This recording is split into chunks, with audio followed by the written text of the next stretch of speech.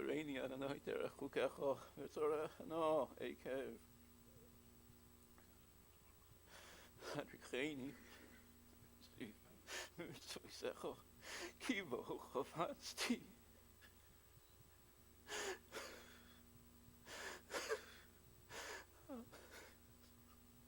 Haver Inai V'Rocha V'Rochecha Chayeni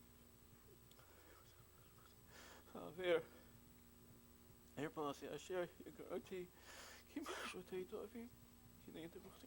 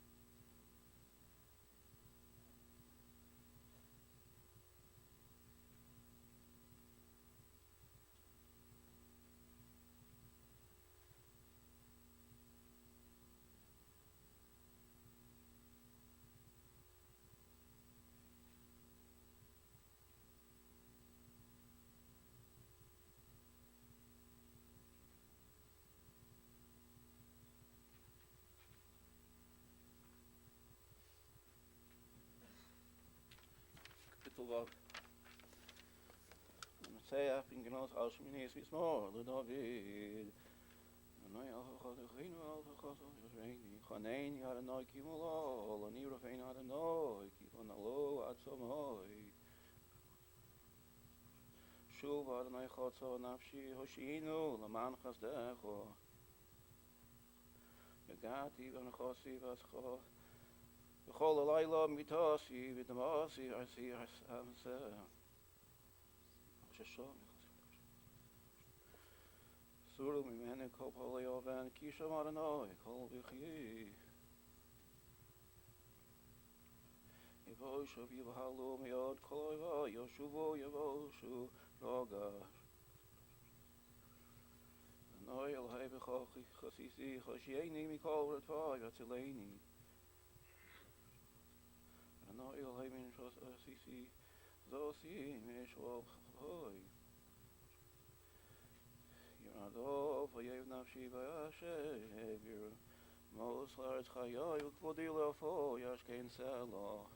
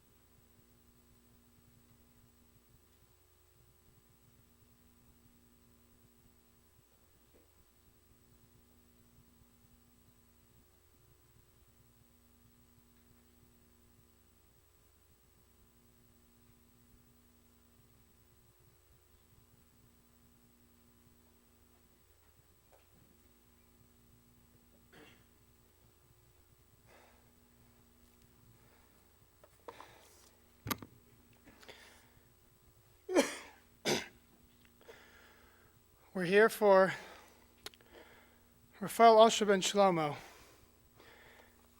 I was fortunate as a kid, when I went to school, to meet such a tzaddik. I don't know what happened. Somehow it became a daily event that for years I would bring him his lunch. He never forgot it. His midah of hakaras hatov knew no bounds. Years later, when I moved back to Cleveland, his son took care of me literally like a brother because of that hakaras hatov midah that runs in their family. A small thing of saying hello and bringing a person his lunch every day for years, for him was a huge amount of hakaras hatov for such a little deed on the act of a mere child. As we were in the hospital this week, David told me that in 1983, this week he came to Cleveland. David told me they were in yeshiva, they were in shir, him and Pinchas, and they were told they had to get their big day Shabbos on to take a shave, and there they met their parents for the first time. How relevant this week's parsha of Lech Lecha me'artzecha el ha'eretz asher arecha. Avram Avinu had no idea he was going. The only thing he knew that there was a Rebbeinu Shalom behind that tzivoy. Mr. Behboudnia, for those who don't know him, and for maybe those who knew him, he was a very powerful man in Iran. For the normal person to send your kids away to a country so they have Yiddishkeit, when you're powerful, you're the president of the bank. I was told by David that when his father died, I do believe he's in Tehran, and they had to go to Shiraz, and he picked up the phone because he was high in the military, and waiting for him on the tarmac was a military jet to fly into Shiraz. But for him, that didn't matter. Kavod, wealth, that didn't matter, because his tafkid was to make sure his children were b'derech Yisrael Saba, to make sure his children kept Shabbos and learned Torah and would create daris of children. The stories that David would relate to me of his father helping Yidden in any way possible, and being the president of the bank, they had a sense maybe he was Jewish. They tried to kill him sometimes, and he always had miracles happen to him. He related to me as he would walk to work about an hour and a half each way. He saw a Yid, a person on the street, was lying on the street. He went over, he figured out the person was a Yid, and he said he was kicked out of his house. And at the age of 24, he put this Yid on his back and walked for an hour and a half. He comes to his house, he knocks on the door, and he says, "What are you doing? This is your brother, why don't you take care of him?" He brought him up to his room. He came down and said, "You'll see one day, the way you treated me and the way you treated him, there is a God." Well, the next day, this person comes into the bank, and the way it works, or worked in Iran, that in order to get the loan, you needed the president to sign off. And he came in front of Mr. Behboudnia, and he looked at him, and he said, "You're not getting a loan." He was mitchanim to him. He pleaded with him. Nothing doing. The next day he comes back, and Mr. Behboudnia said, "I'll give you the loan on one condition. I keep coming to check that you're taking care of your brother." And kach hava, that's what happened. Izel Osher Sameach Bechelko. His ashiris that he knew, that he expected will come from the Rebbeinu Shalom, no one else. He wasn't Baiteach Ba'adam. He didn't trust in man. He always meichel man. No matter what was done with him, good or bad, good he always remembered. Bad he would meichel. He would forgive. because he was Sameach Bechelkai, because he knew what HaKadosh Baruch Hu gave him, that was for him. Your journey of 83 years, and 50, almost 58 of those, with your Eshes Chayil, with your wife, who was always behind you, always next to you, no matter in the hospital or when you moved into Pinchas's house, always in the room, always there, always seeing what you could do for him. But he was happy what he had.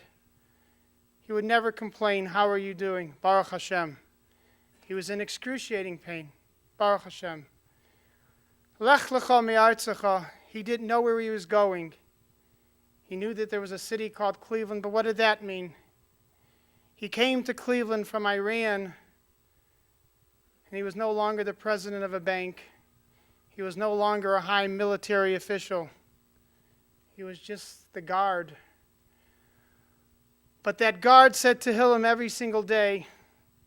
He would complete Tehillim 4 times a day. And for me, a child who went to the academy and had his shmir, I say thank you. And David revealed to me a story that there was actually a terrorist, a Muslim, who came to the academy and planted a bomb. And most of you do not know this story. And Mr. Behboudnia saw, he went out, and he started speaking to this Muslim in Arabic. The Muslim said to him, I'm going to plant a bomb. I'm going to kill people here. And he looked at him with astonishment. He says, I don't understand. These are all Muslim children. What are you talking about? You see, I'm Muslim. I'm communicating with you in Arabic. What are you talking about? And he asked questions, and Lamais at the end, he agreed to take his bomb away. And Bli Ayin Hara, for tens of years, Bli Ayin Hara, there should never be a terrorist attack, but there hasn't been. And his rationale behind it was you call the police will come, and let's say the terrorist gets thrown in jail. Well, the terrorist didn't act alone. He had family. He understood the minds of these people. And Baruch Hashem, during his tenure, there was never a terrorist attack because he cared. His shmira was a boteach b'Hashem. He always relied on Hashem.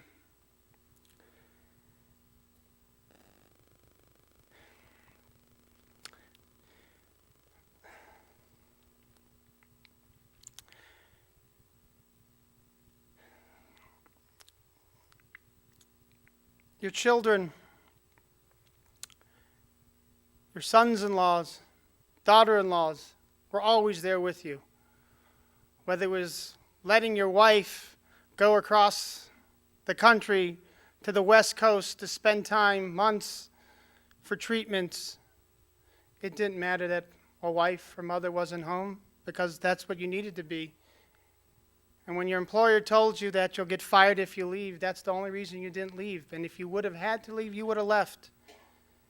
Your sons-in-law here, your daughter-in-law here, grandchildren calling at the drop of a hat. I think it was last week when they thought, I think it was Wednesday when they thought he would be nifter. Everybody dropped. Grandkids came in. They were there, and the Rebbeinu Shalom says it wasn't his time. The love and devotion that you an Eved Hashem, a true Eved Hashem, that's what your wife and children and sons-in-laws and daughters-in-laws and grandchildren, they had that same devotion to you. What love and awe they had for you. As David told me, he would always relate, whatever you do in life, make sure you do it emiskite. Jewish people are truthful. Don't ever do something for ulterior motives. It doesn't matter about the money because at the end of the day, Hashem is going to decide who will have, who will not. And there's a more important cheshbon bank account waiting for him that he would always say in the world to come. He understood. He lived in this world, but his view was the next world to prepare. Klal Yisrael, your family, We're in hard times. We need someone to go to the Kisei HaKavod and tell the Rebbeinu Shalom, look what I did. Lech lecha me'artzecha. You gave me a tzivui. It didn't say Lech lecha me'artzecha, telling Avram. It's a tzivui, a commandment for every yid. You took your tzivui. You perfected it. And look what you've left. Children who b'nei Torah, who makir Torah, makir Rabbanim. You would tell me that when you were walking with him and see a Rav or a Talmid Chacham, he would always tell you to go kiss their hand because he was makir Torah, because that's what he lived for. Rafael Asher ben Shlomo asked for Arichas Yamim for your dear wife. Let her have the strength to guide the family, to give them the support and love, what you always gave. Give your children, the sons-in-laws and the daughter-in-laws and your grandkids and the Mitzvah Shem, future generations. Go to the Kisei HaKavod l'Hakadosh Baruch Hu dai l'tzaraseinu. The Malach HaMavis has a job. When Mashiach comes and we're all in Yerushalayim together, his job is over. It just needs us. Be a makir tov. Learn from the nifter.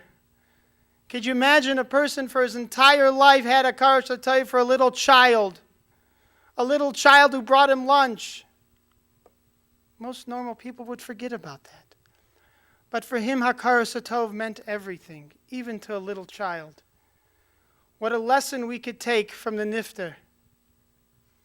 Always to be willing to give that smile. Always to willing to give that hand, no matter how hard it is. To schlep a yid on his back for an hour and a half, it wasn't a schlep for him. It was his ratzon habari that he was doing. It was never too hard. Bila mavos lanetzach, mocha noilhim dima mikalponim.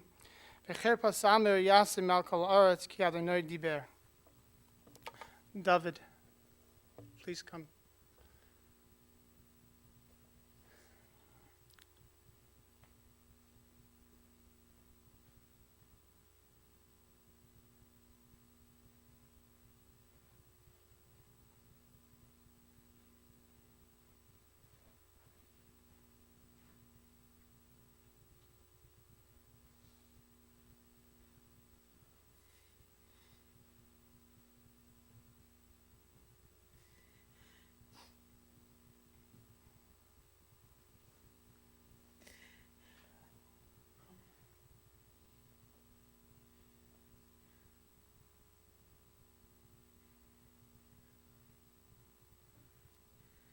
In the Zohar, Daf Kuf Chaf Bet Amud Aleph. Vayomer Hashem el Avraham lech lecha ma'asecha u'mimlatecha medavicha el haaretz asher areka. Two ways the Zohar HaKadosh reads it. One way, Vayomer Hashem el Avraham, Zohar says, Avraham da neshama, that is the neshama. Hashem told the neshama, lech lecha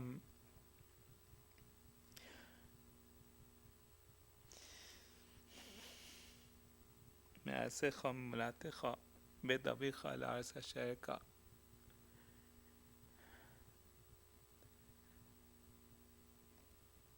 תחת כנפי השכינה בדביך, תחת הכיסא הכבוד. מעשיך מן השמיים אל הארץ, to the land, to the גוף אשר אראך, that I will show which one you are going to. And it all depends on you, how you do it. I will show it to you. You do mitzvah and you come back. You will show it to me what you did. That's going to this world. The Zohar says, opposite the same thing. Vayomer Hashem al Avraham, Neshama, Lech lecha me'arsecha, from your country, Iran, from your city, Shiraz, Bet Avicha, America, wherever you are. El haaretz asher ereka, to the land, back to heaven. And on what you did down on the earth, ve'escha otcha l'sham legoy gadol, not only in Olam Hazeh, but also in Olam Haba. That the Torah, that the mitzvot you did. The reason I'm saying that was his favorite parasha. That's the day he came to America, like Rav Gedalia said, on Tuesday.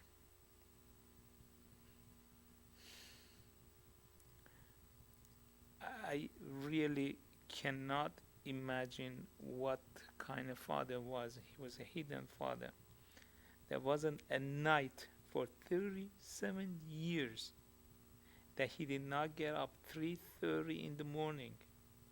I was going, especially when I was single, I was watching them come at 3:30. He reads the Tehillim twice. I said, what are you doing? I was up always. I want to learn. Read the whole Tehillim. Every single day, 3-4 times, the whole Tehillim. The whole Shira Shirim. Beli Guzma. Perek Shira. Open up a sefer. He always wanted to be a Talmid Chacham. Read. I said, go to sleep. I want to go to shul early. Why are you going so early? It's 5 o'clock already. Shul doesn't. V'ashkem Avraham baboker. I want to bring the Shekhinah. I want to prepare coffee for the Talmid Chacham to drink. I wanted to learn. And he sit down far and watching and envy that he cannot do it. He had so many questions he used to come and ask me. Tzedakah wise, unbelievable. Every day, about $4 to $5 in tzedakah, without hidden. Every day, every single day except Shabbat, was a Shabbat double. And he gave it all to Eretz Yisrael, to Yeshivat Orach Chaim, Arav Elbaz, Rabbi Meir Balanes, to Telz Yeshiva, send it out to behind closed door. He didn't want anybody to know. Helping my mother to cook. Well, I says, go. He said, no, you brought children to the world. I want to help you to cook. And he was the greatest cook I could imagine. Every single thing he did. When he was a mashgiach, they told him, the Rabbi told him, you don't have to watch the mashgiach, the chef, go outside, don't. He said, my daughter and Jewish people are eating. They fought with him, don't. And then he showed that the person was selling treif. To that extent, every single thing they did, he told me, when I became the rabbi after Chabad, he told me on one condition.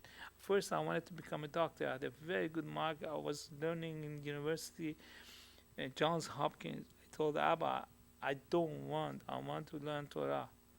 Coming from Amhara's family, from no Torah, because all the rabbis were killed out. He never questioned me. He said, you want to learn?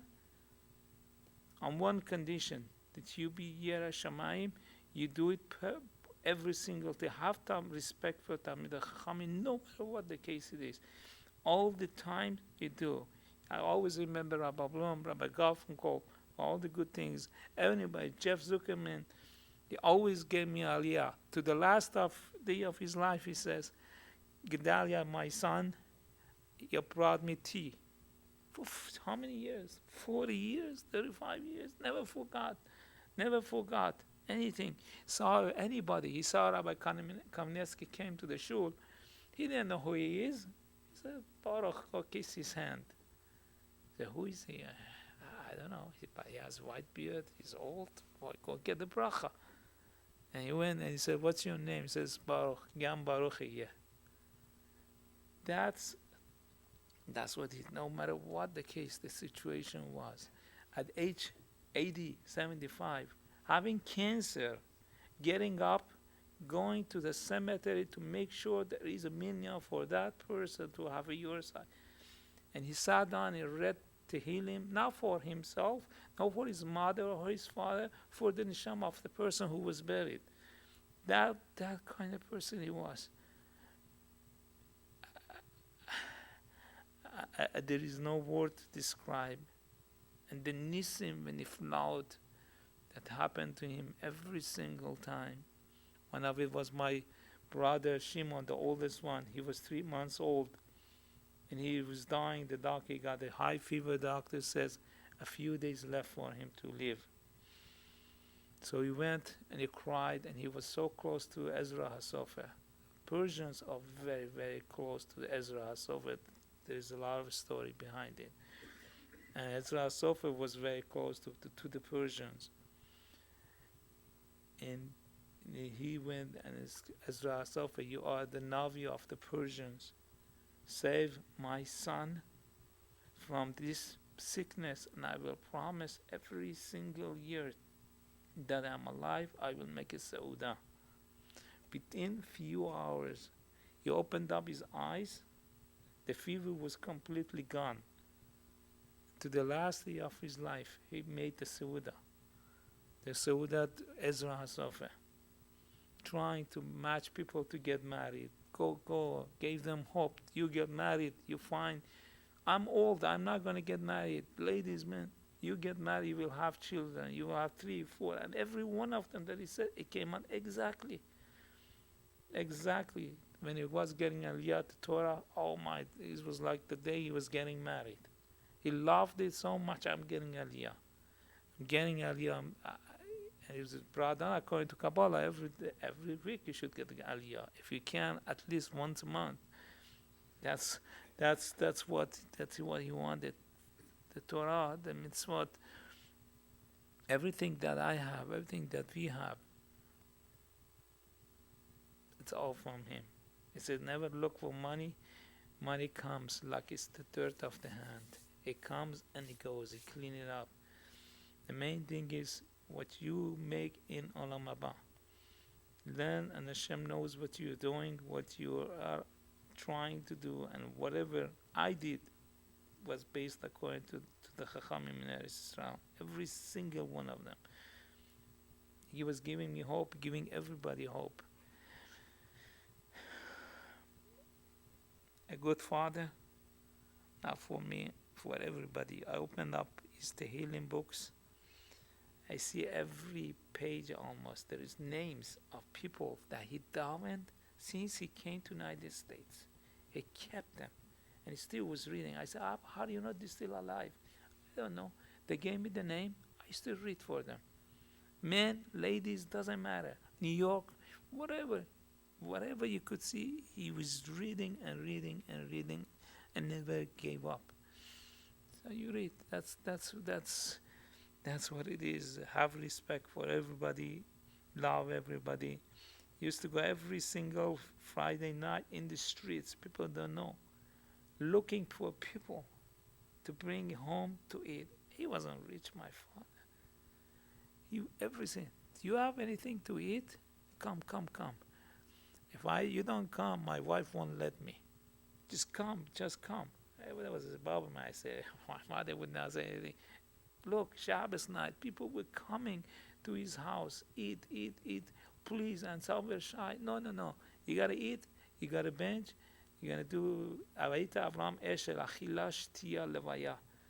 He went out all the way to the Cedar Road to walk with him. Just make sure. If you don't come tomorrow, I'll be very upset. This is what he did.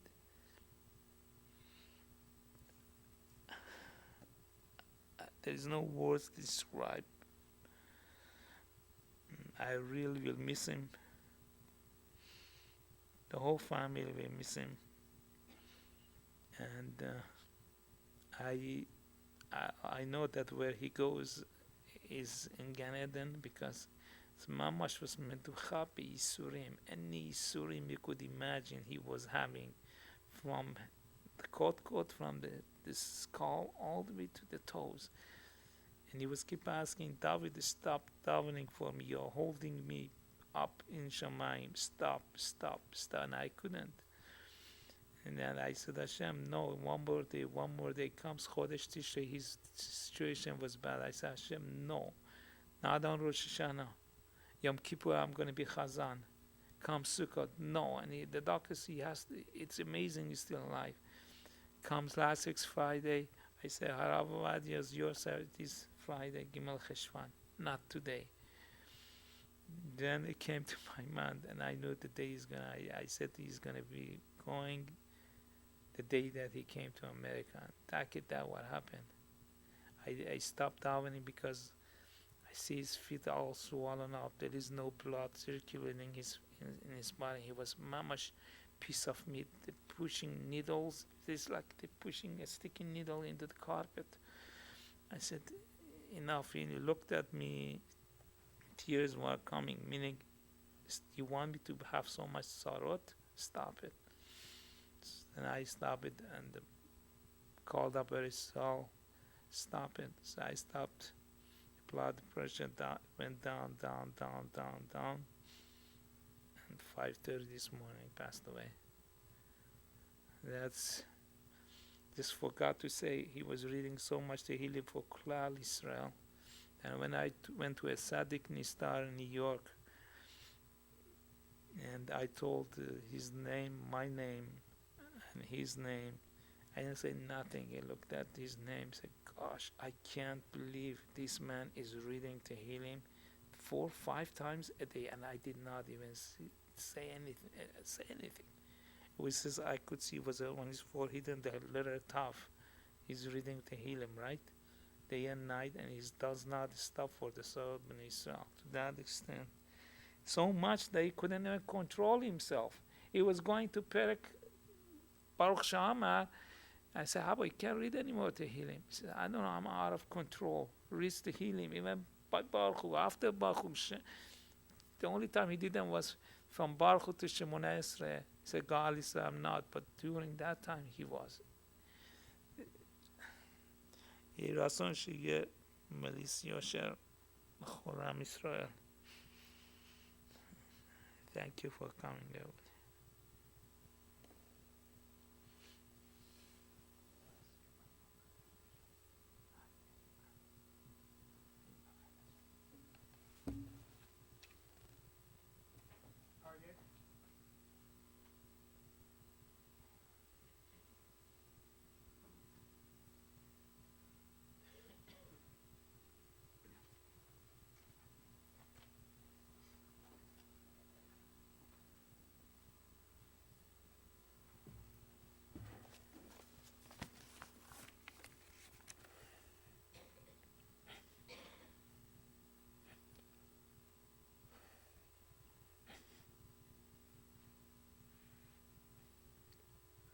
Shemin, Pinchas, David,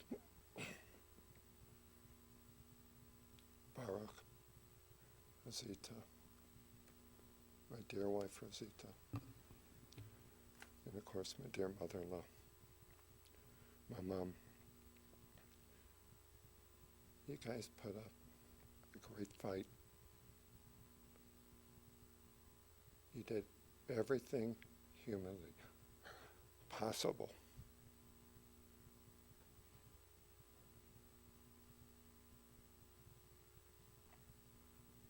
Such devotion is not by accident.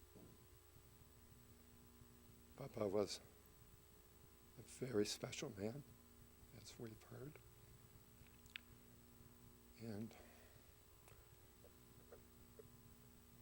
a teacher to me and to all of our family. That family is primary. Such devotion to kids.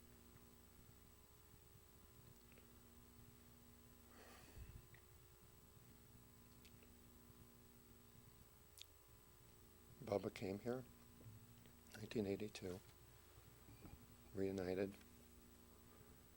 with David and Pinchas and Rosita. In Iran, he was a very respected, powerful person in the community, an officer in the army. He worked himself up 16 hours a day. Wealth didn't come to him, wealth wasn't given to him. He worked and worked and worked until he had the position of president of the Army Bank. And he actually had a personal, close relationship with the Shah of Iran and his family.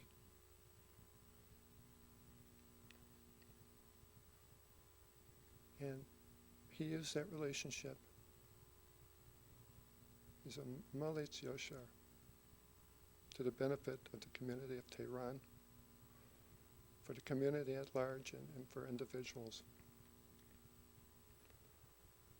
And when the situation got with the change of powers, 1979, devotion to children, he did what he had to for the safety of his children. And when the opportunity arrived, after paying a heavy ransom, he was able to get 3 of his children out into the United States. And Baruch Hashem, after paying another heavy ransom, he was able to escape with the rest of his family and be reunited here in Cleveland.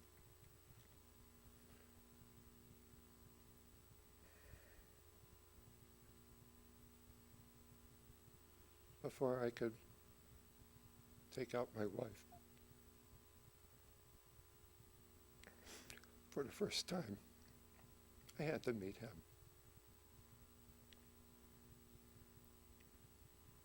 Of course, I was a bit nervous, but I go to their house. They lived in the upstairs in Altamont, and just this smiling, kind gentleman, didn't understand a word he said,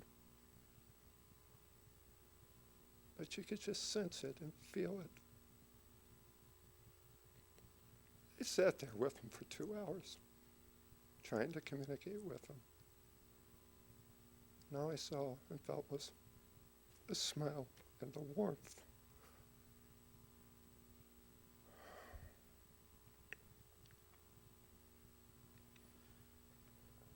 He was a shomer at the Hebrew Academy, and every time I went there to check on my kids or to talk to a teacher or principal, he was there, Tehillim open, saying Tehillim. That Tehillim was the true Shmirah of the school. I always saw that he was the first to be in shul for minyan, always among the first 10.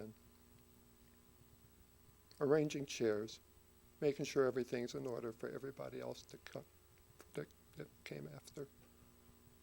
And he was the last to leave. We would stay, he would say Tehillim, he'd say Shtei Mikra, Targum. And when I was in the house, he was always with the Tehillim. He was always saying Shtei Mikra, Targum. Like my brother-in-law said, David, he wanted to be a Talmid Chacham. He did what he could with his heart.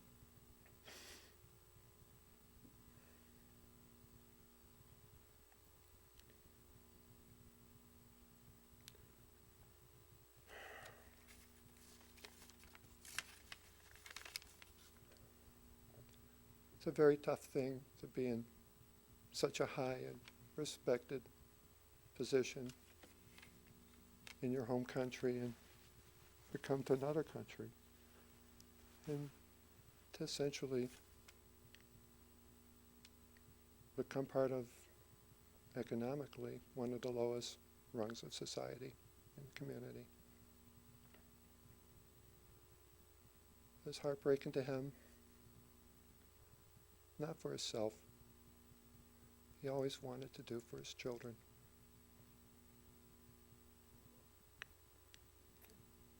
It broke his heart. He couldn't do more for us. And what little money they did have, they would buy us things we needed. I remember we needed a clothes dryer. We didn't ask him to do it. One day he arrived at the house. He bought us a clothes dryer. He didn't have money to pay his own bills.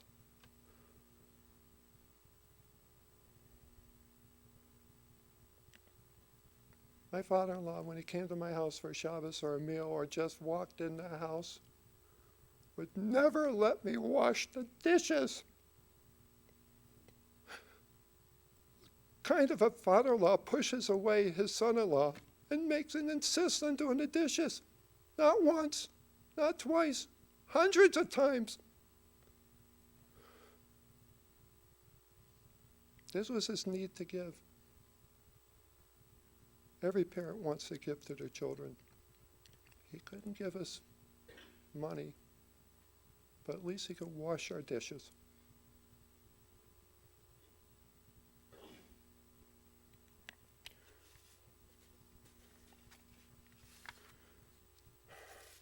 Abba told me multiple times that even though he lost his wealth, he was a very, very wealthy man. He saw all his children b'nai Torah.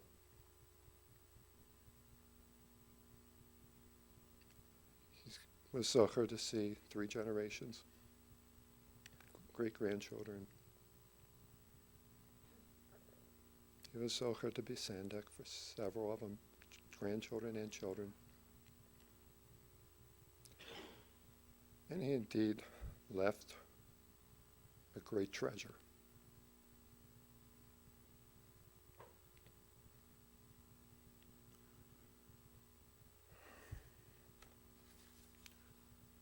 My father-in-law would tell me repeatedly,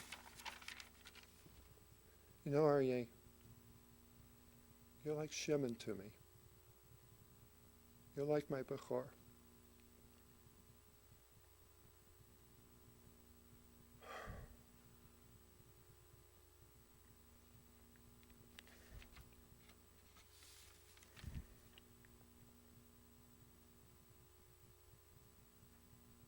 Papa, I thank you for making me feel so special and a part of your family.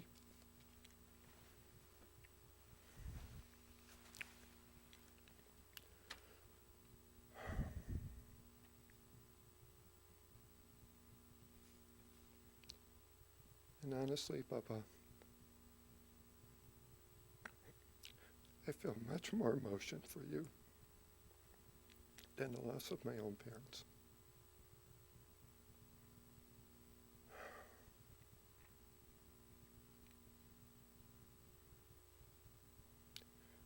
Yosef Chaim wanted to be here today. I know you're especially close to him. Circumstances were such he couldn't make it, but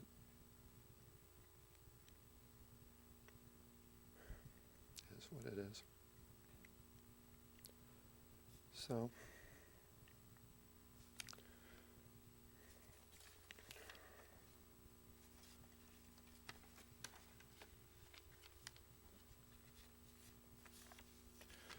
Papa,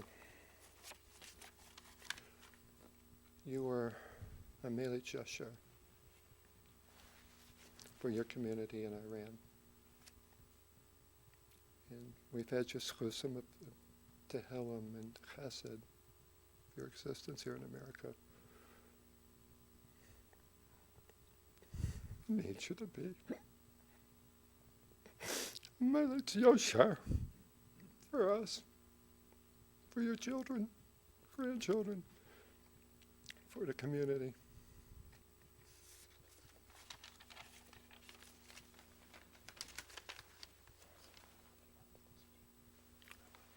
Chaim.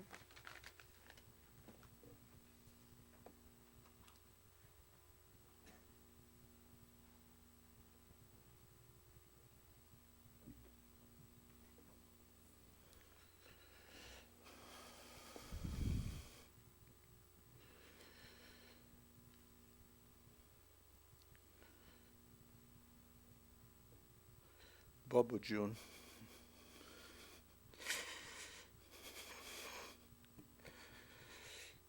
It was a privilege to be your son-in-law. You raised a beautiful family.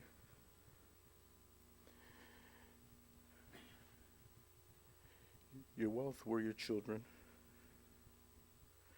Took immense pride in each of his children.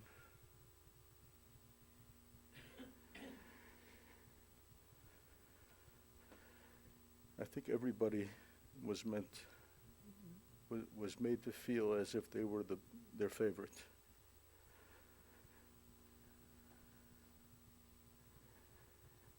And you could see the tremendous mitos within each and every one of the children, the grandchildren.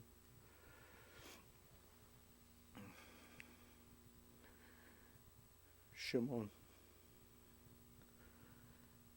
you were often, as Aryeh said, Behboudnia, oftentimes when we were together in California seeking out some different holistic cures, we had the opportunity to spend a lot of time together. The family all pulled together the resources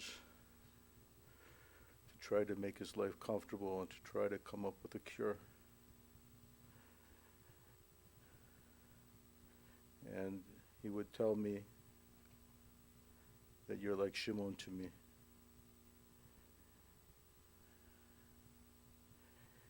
And I didn't do anything other than observed the warmth of the family.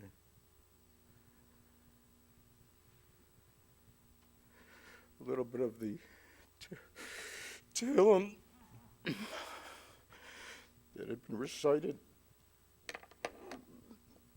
by my father-in-law. It wore off. My wife recited Tehillim, the whole thing, every week.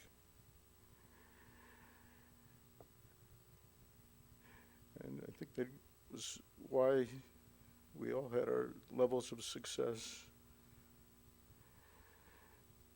I'm all over the place. It's hard for me to put my feelings together and express it all clearly, but when you talk about Hakara Satov,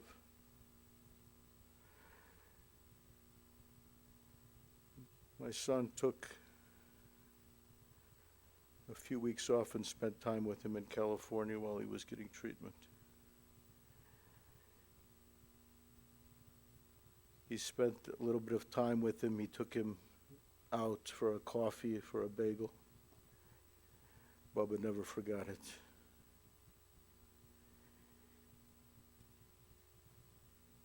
His pride was his children, his grandchildren, and everybody put in all the efforts that they could to try to keep him alive to the last day.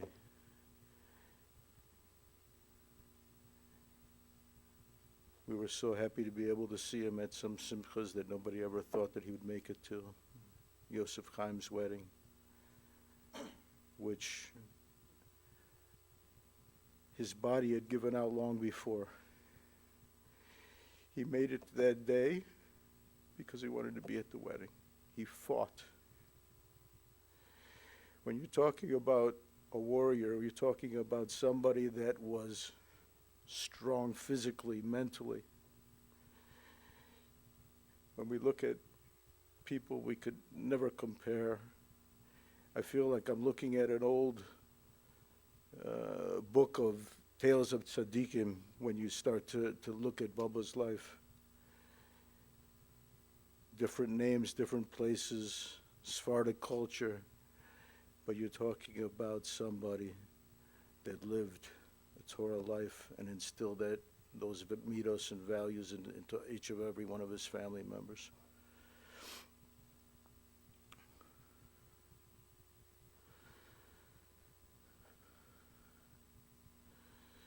The dedication he had for each of his children, for his wonderful wife,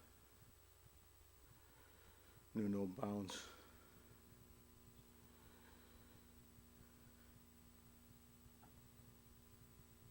each of the children would take off the shirt off their back for one another.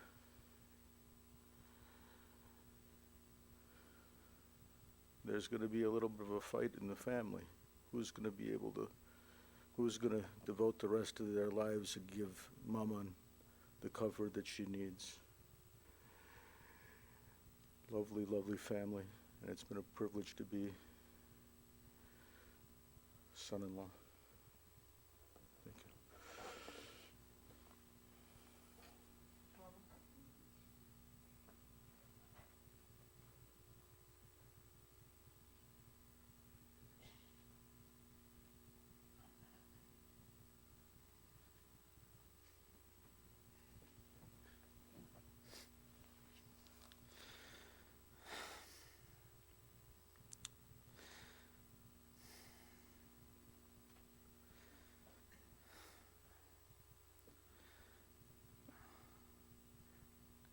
I was Baba's first grandson. I was named after his father.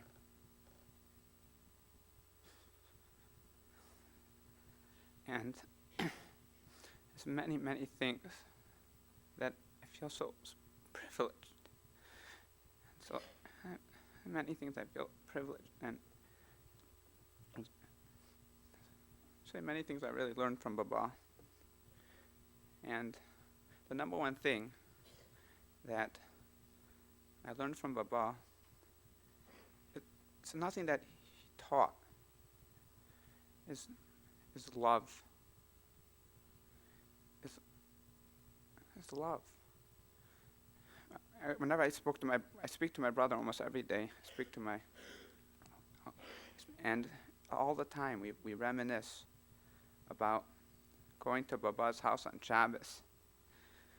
And we're like, every time we went to Shabbos to Maman's house and Baba's house, it was Gan Eden. That's what we always call it.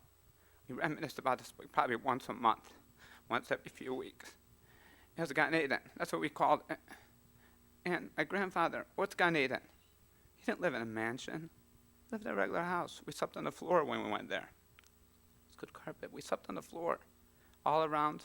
We called it Gan Eden. And yes, Maman makes delicious food, but that wasn't why we called it Gan Eden. We called it Gan Eden because our grandparents loved us. We were their treasure. And we felt it. We felt it. We had unbridled love. Whenever we went there, my grandparents would wait on us. It would be like my grandmother, my grandfather, they'd say, sit down, eat. We're at your service. They treated us like kings whenever we went there. And it was the love that made it feel like Gan Eden. And it was this love that they instilled with their children, including my mother. She was such a great mother. And it was this love that she showed me and all my uncles, their love and their warmth that added to this Gan Eden, every one of them. It was taught by Baba and Maman. And you see it. I feel like an aunt to all my uncles, how great they are, how they're Yom V'Layla, 24/7. David, Pinchas, Chaim, all my uncles, they put Esav to shame. They're kibbud av. I sit there and I feel like I'm a little shrimpy ant in the presence of my uncles. Look at that kibbud av aim that they have. Look at that love that they have. And it was taught from their parents, Baba, Maman. They taught this love. They taught this respect to their children. And they taught it hopefully to me. I could give it to my children too. That was the Gan Eden. Whenever I walked into that house, every time, I just felt like, I feel like Gan Eden. Whenever I pass by that house, when I drive into Cleveland and I pass by that house sitting on the hill over there, when I by Cedar Road, I said, oh, a little oasis of Gan Eden in this world. It's Maman and Baba's house. That's the number one thing I learned. But there are other small or huge lessons that I learned as well. As my father said, Baba always used to say, I'm very rich. And when I was younger, I used to chuckle. He said, what do you mean you're very rich? Because I was young, I was immature. But then when I got older, retroactively, I started realizing what he meant. Well, to be rich, the Mishnah says in Avos is not money, how big your house is, how much money you have. It's sameach bechalko. It's always happy with what you have. You could ask all my cousins, you could ask all my uncles. Everything Baba always had, it was like the best. Every single time I'd say, Baba, that's a nice suit. It's the best. It has the nicest wool. I don't think that suit was Armani. I don't know. But the bottom line is, it was the best. You know why? Because Hashem gave it to me. And this is what I have. It's just the best. My house is the best. My room where I slept, a small room. No master bathroom. It's the best. This is the best room a person could ever ask for. Told my Yisrael Chaim that a couple months ago. This is the best room. And he gave his reasons why. The best room, the best house, the best this. That's the secret to happiness. Sameach bechalko. Everything he had was always the best. And that's a lesson that as I got older, I was young, I didn't realize it as much, it was in the subconscious.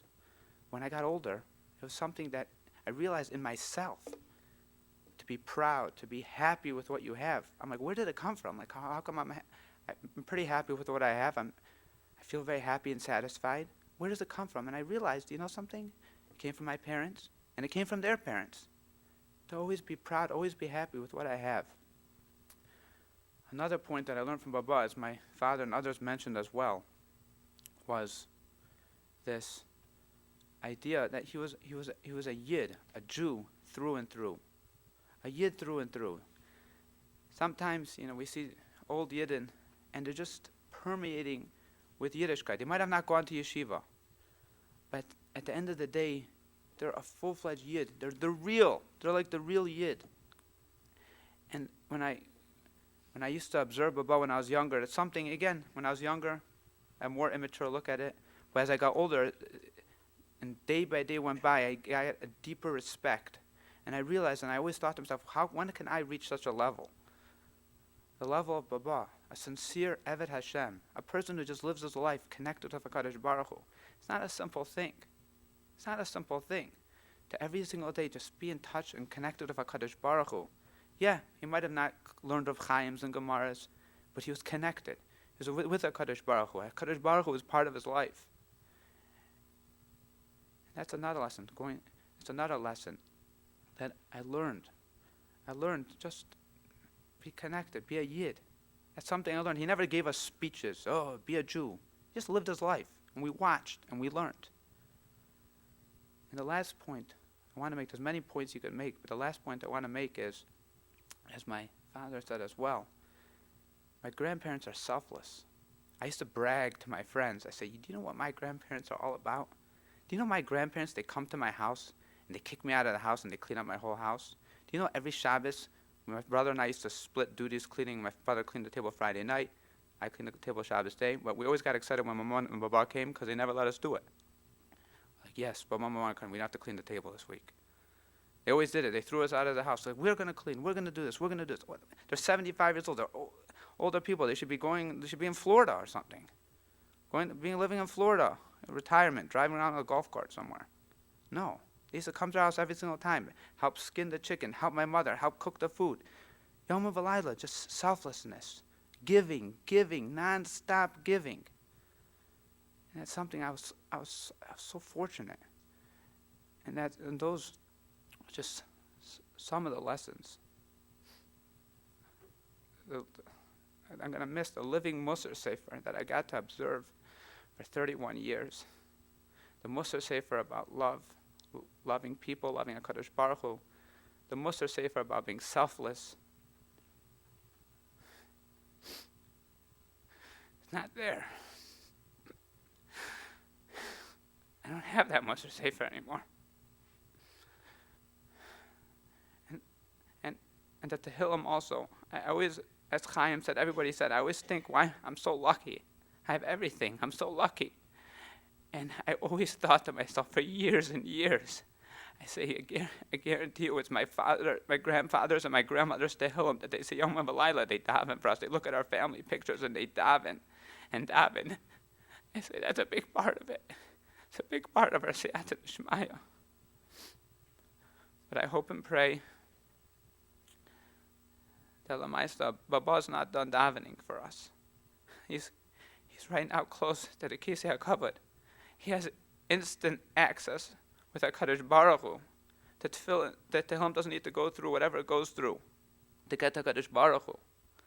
I'm hoping that Baba will be made as Yosher for the family and for Klal Yisrael. Bila Mavs on Nazach Machashem Elokim Dima Malkopan.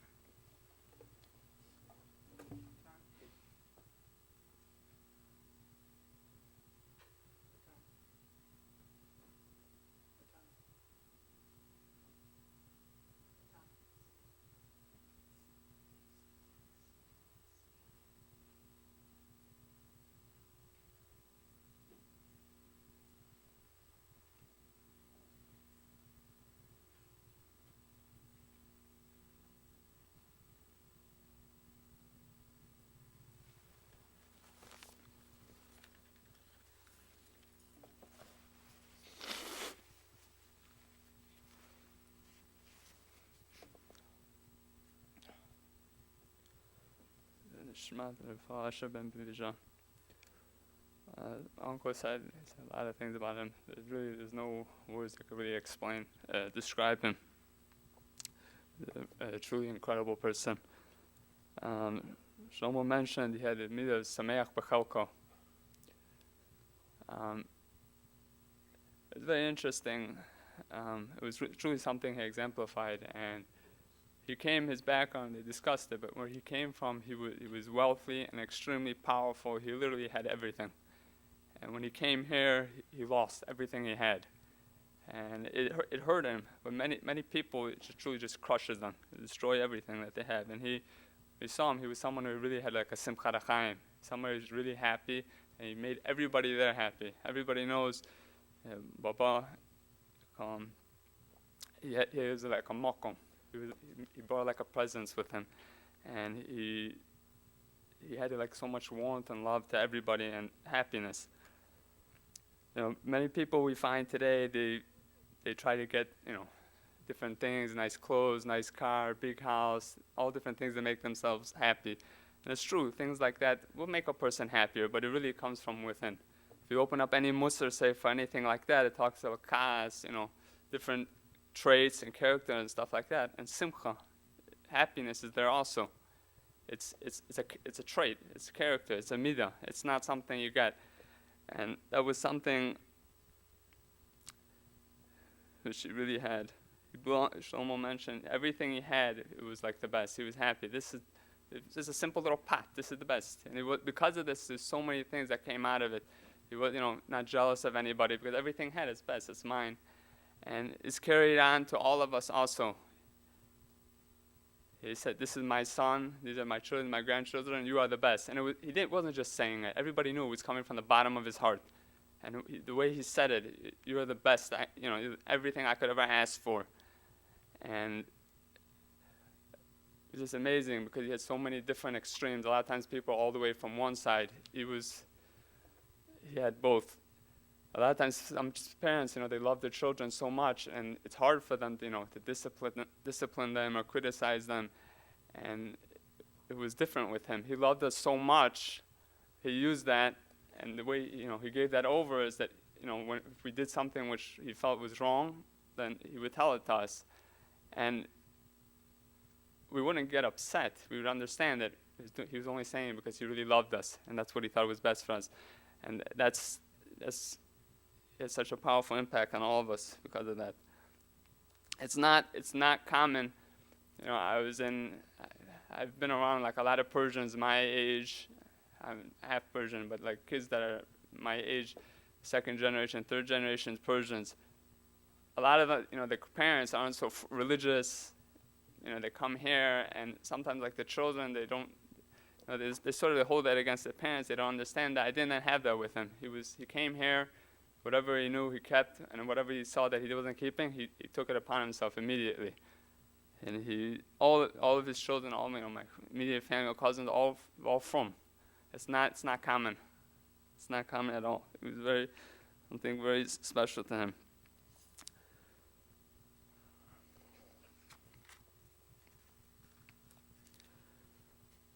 His chashivut of the mitzvot, it was like, they mentioned, it was like, you couldn't describe it. It's just something you'd read about in a Mussar Sefer, like, oh, it's something, to try to reach. He was, when you get like Besicha in the shul or something like that, you could see the happiness coming from him. Everybody in the shul they would see it. It was unbelievable. Besicha, if you got an aliyah, it wasn't shaykh. It was unbelievable, everything like that. The little things that people are dash back, they throw them to the side. To him, they were so important.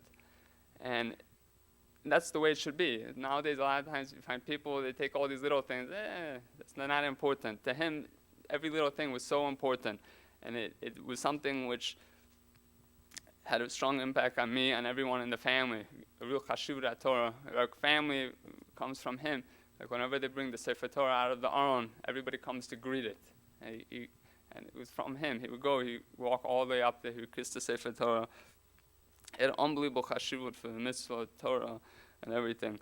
Iranians are very into, the children, they have to become like very educated, become doctors, stuff like that.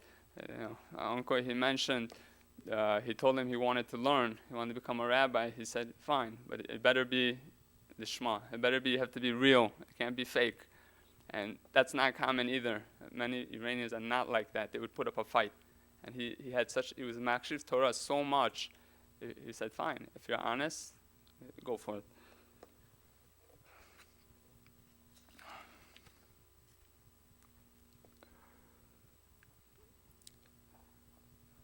It is also an unbelievable thing with him. He saw everything. He has a very strong mention, an unbelievable connection with HaKadosh Baruch Hu. And he would talk, things were so real to him. We talk about just concepts like midah kanega midah, and he wouldn't say it as a concept. He was saying it was a fact. This is what it is. This happened for me. I merited this because I was like this when I was younger. It was so real. It was unbelievable. It gave an unbelievable connection and had a very powerful impact on me. I'm sure everyone else in my family. His consistency was amazing. It's something which I look up to. Like tzedakah every day of his life, he would give tzedakah at a certain time, certain amount. A lot of times he struggled to have money. It didn't make a difference. He had to give it every day. This is what he did. Every morning went to shacharit, first one there. It was unbelievable.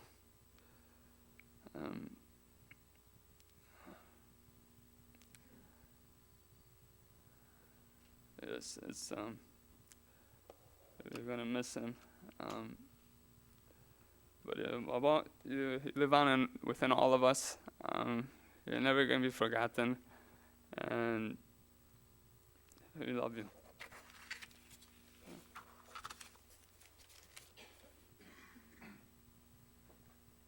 Rabbi Garfunkel.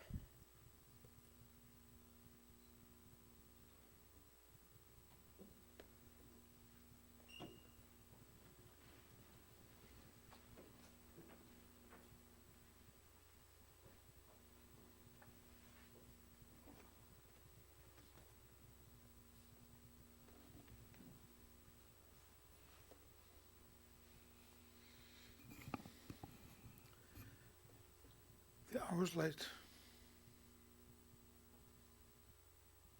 But after having heard all his children speak,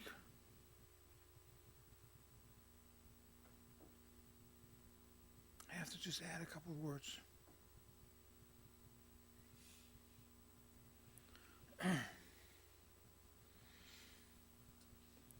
Mr. Behboudnia came to shul every day, 15 minutes early. There was a time when I used to come early, and I used to see him all the time.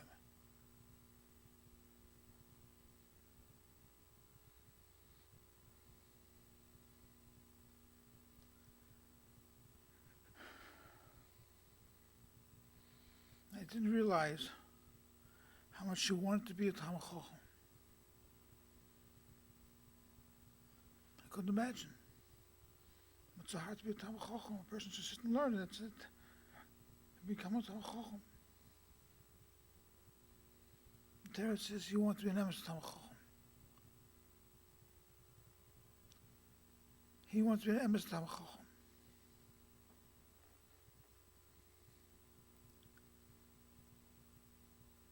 And to be an emes Talmid Chacham, it's hard. My Rebbe, Goldzeig Zecher Tzaddik Levorcha, was an emes Talmid Chacham. It didn't make a difference if he had a shir to say or didn't have a shir to say. He was a Talmid Chacham. Because he wanted to be a Talmid Chacham.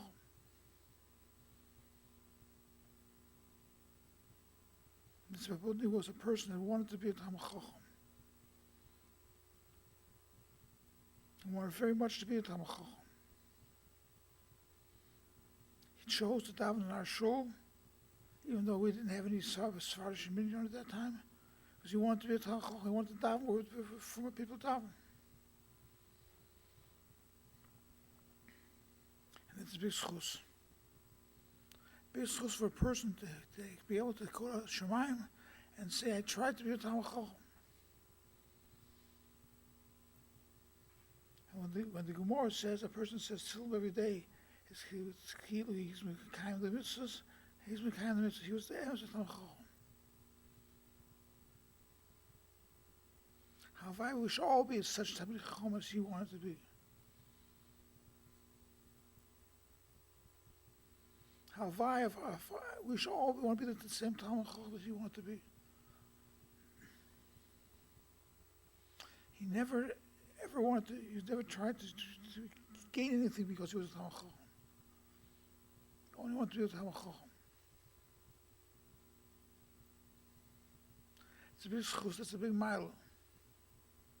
It's a value schus for him, for his neshama, and for his whole family. He wanted to be a Talmid Chacham.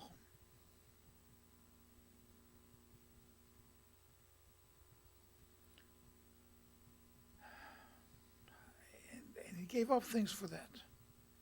He gave up his covet, he gave up his everything for that. He should be a Talmid Chacham. Now, I don't know if we all realized it, but we should realize it. He gave up everything to be a Talmid Chacham.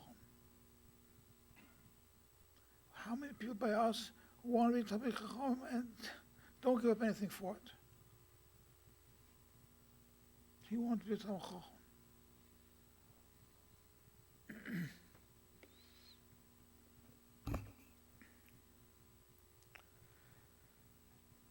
I didn't know when I spoke to him every day in the morning how much he wanted to be a Talmid Chacham.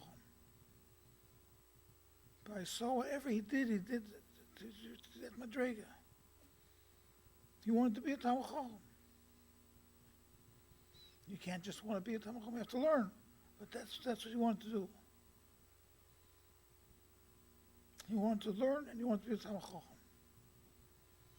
The Gemara says if you say Tilma, it's like if you learn. That was the Tachlis in saying Tilma. The Tachlis in saying Tilma was that you should learn, that should be learning. So you say, I didn't have a hasoga. How many times he said Tilma every day? But he said that Madrega that he would become a Talmid Chacham with that. Or he would get the credit for becoming a Talmid Chacham for that. That's why he said it. And it's true. He'll get the credit for it. He'll get the credit for becoming a Talmid Chacham. It doesn't make a difference. Any way you become a Talmid Chacham, that's what he did.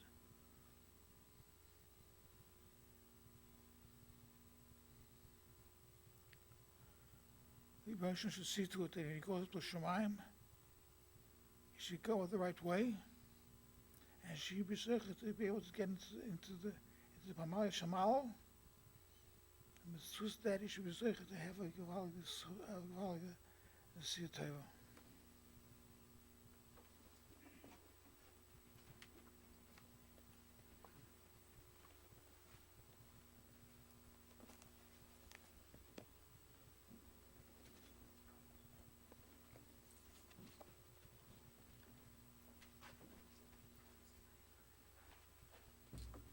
Please rise for Kel Malay.